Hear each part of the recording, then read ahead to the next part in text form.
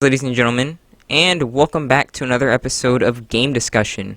So for today, we are going to be talking about something that I find quite interesting as of late, and that is the topic of exclusives. Now, everything that I say in this video is in fact my opinion, so if you do disagree, don't make it seem like I'm saying that if you don't agree with my opinion, then you're a fool. So I please, I do hope that you're going to at least treat me with the same level of integrity, but it's the internet, so who knows.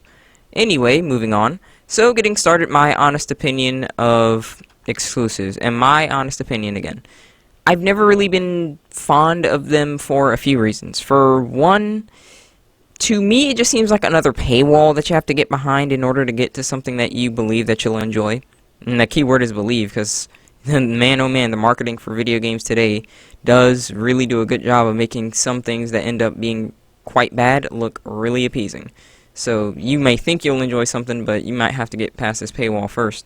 And before any of you guys say, well, actually, TCD, it helps people realize what consoles are better since they have the better games.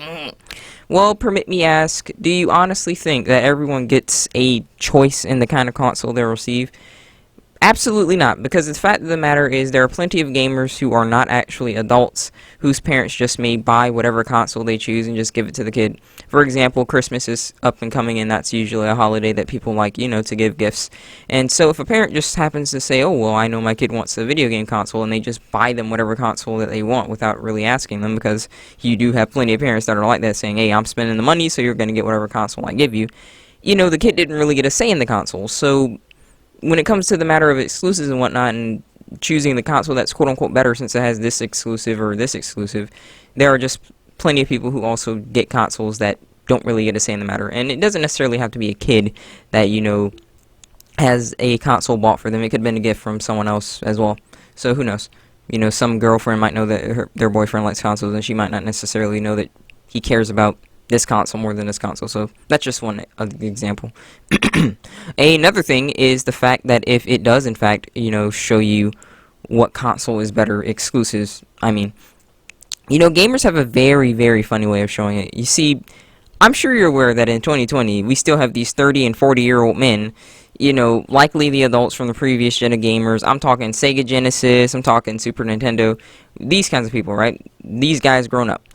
They are going around saying that this console is the best, and you are simply a fool for not thinking so.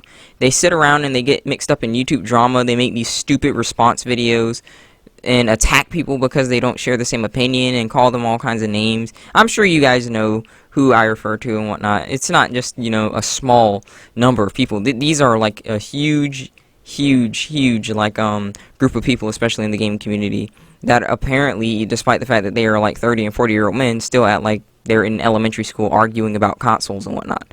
And the really big interesting thing about this is because it just shows how much of a hypocrite they really are, because, for example, Xbox One was given so much crap because people always talked about, oh, it didn't have enough exclusives, when the exclusives were stupid and no one really liked them that much and whatnot. And PS4 was pretty much praised for the exclusives. They would suck on that controller all day long, right?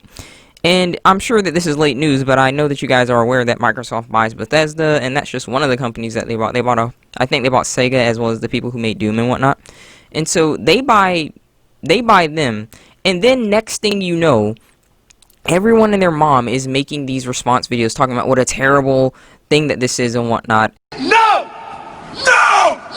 And it's quite interesting because it pretty much shows that that reaction that they were giving is the exact reaction that I kind of have at the same time. Now, I'm not in the same level of hate that they were giving Bethesda, not Bethesda, but they were giving Bethesda. They were giving hate to all of the actual developers and whatnot, and companies who actually decided to accept the deal and whatnot, and move on to Microsoft and whatnot.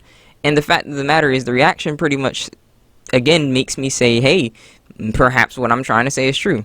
Because it said that if you are, in fact, someone who enjoys things from Bethesda, who enjoys things from Doom, who enjoys things from Sega and whatnot, you probably are gonna agree that if that's been something that you've played for years and years at a time, that if this is in fact going to become exclusive now on a console that's simply not your console preference, that's gonna be quite the annoyance to you because, well, guess what?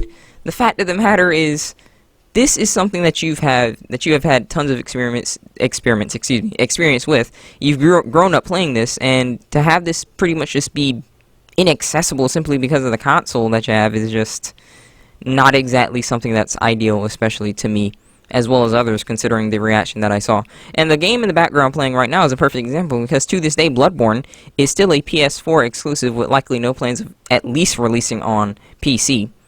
So, the point that I'm trying to make across in regards to exclusives is, despite the idea, like, that exclusives somehow help people determine what console they're going to get because it decides, oh, if you like these games and these games are really, really cool for you, then you need to get this console or you need to get this console. What I'm trying to say is, it doesn't undermine the fact that it puts you behind a paywall, well, in front of a paywall, that you have to get through in order to get to the thing that you really enjoy, and sometimes you might not enjoy it because, again, the marketing of video games these days really makes all games look like they're going to be the best thing since buttered toast, but in reality, sometimes they're not exactly the best thing ever.